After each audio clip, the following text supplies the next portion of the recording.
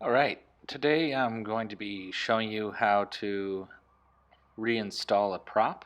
I just had my props pulled and rebalanced. Some outdated charts and fish finder error. Um, hit a shoal and bent one of my props. So I had them both rebalanced. It's pretty cheap, usually around about 110 bucks to do to fix a bent prop. Probably only about 40 to fix a ding or two and just make sure everything's balanced. So first what I'm doing is going through and I'm cleaning off all the old grease. Now I left all the old grease on the shaft while I was having the props balanced. I mostly do this because they're going to be exposed to the weather, and keeping that grease on there just as an extra layer of protection against corrosion while I'm having the props cleaned. And you'll see in a minute we're going to put some new grease on there, so they're really never without grease. So I just leave that grease on, just kind of cleaning up any. You'll usually find a little bit of some wear marks, maybe some dried grease and stuff like that. So I'm just cleaning that all off right now. I'm going to grab my grease gun. I am using green grease, marine grade. It's waterproof. Very important that it's marine grade and waterproof. It can be used for this application. So just consult your owner's manual. Now I could grab it right out of the tube, but I have it in the gun just because my fingers are only so long. So once that tube gets fairly empty, then I'm you know then I really couldn't use the other half of the tube if I didn't have access to this gun. Plus I use it for all the different fittings on the outboards and whatnot. So anyways, I'm just going to squeeze it out. I'm going to get everything on the prop. Now I want to get it deep into the splines, all along the shaft. You saw me earlier rubbing some of that on that bottom spacer and bottom washer and bearing. So you really just want to get it everywhere. You really can't over grease this section of the shaft. So this top section you do not want to grease. You don't want to get any on that top hole, and you also don't want to have any on the threads. Now these threads are obviously, that's what's holding on the prop nut, which holds on the propeller. If you have too much grease or lubrication on those threads, well, basically the idea is that could possibly spin off. It just makes it easier for that nut to loosen.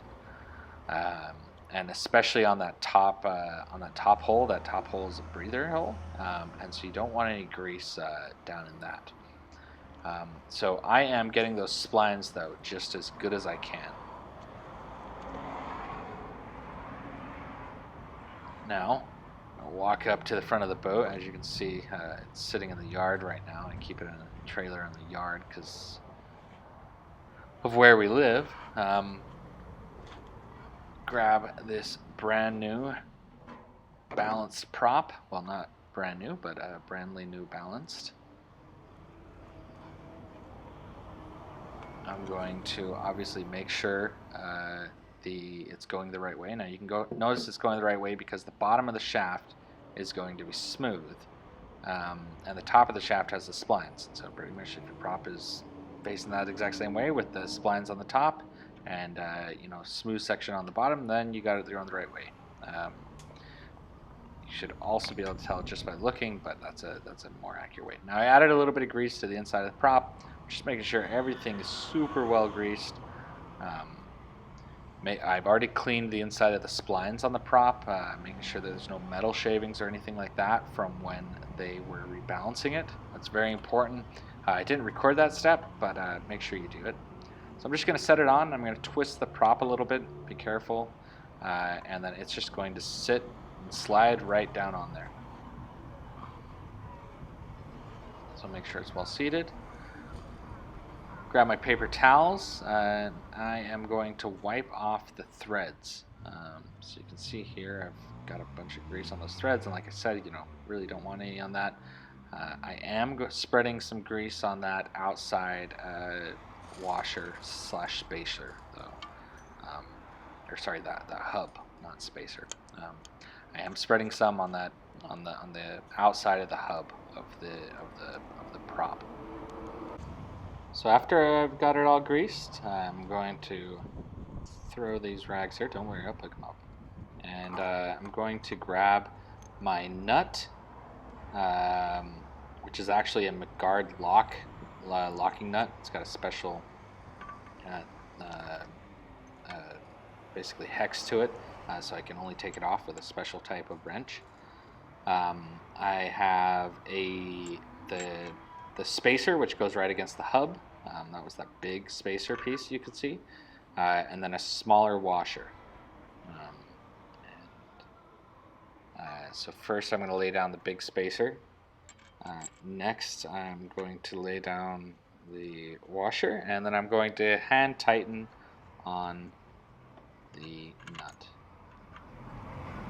Now here's what these look like. So they basically have a, I think, 1 1/8, or no, sorry, it's a 27 millimeter